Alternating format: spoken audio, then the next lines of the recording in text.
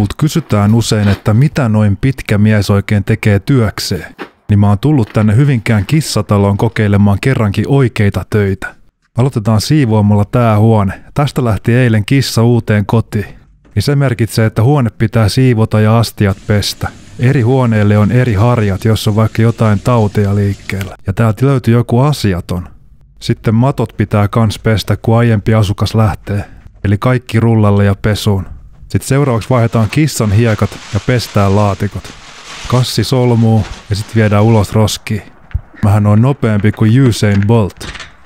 Sitten vielä imuroidaan huone ennen kuin päästään seuraavaan huoneeseen. Ja siellä asuu tällainen Veikko, eli chinchilla. Täällä me aloitetaan vaihtamalla uudet risut ja uudet purut laatikkoon. Tiesittekö, että jokaisella chinchillalla pitää olla hiekkaa, missä peuhata? Tällä chinchillalla ei ollut 13 vuoteen hiekkaa. Ja me ei voida käyttää imuria, koska chinchilla on täällä. Koska se ei ennen ollut päässyt uimaan, niin heti saapumispäivänä se ui 15 minsaa hiekassa. Siis peuhas. Sitten vielä annetaan vähän apua kipuihin. Mä oon kissoille ja koirille usein antanut, mutta tämmöstä en ole nähnyt. Se ottaa mielellään sen.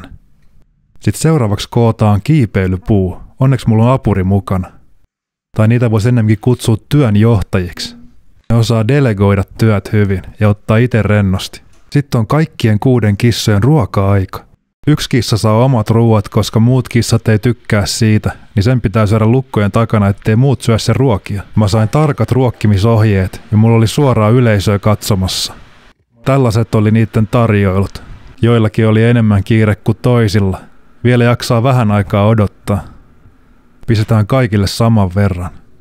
Tän verran mulla oli yleisöä. Sitten kun kaikilla on saman verran, niin päästään tarjoilemaan ruuat. Ja nopeasti kaikilla lautasilla on kissa. Ja tällä kissalla on se oma ruokailuaika.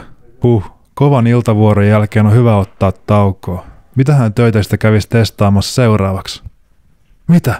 Pitää vielä käydä tekemässä joka iltainen loukkutsekki kodittomille kissoille. Se toisessa osassa.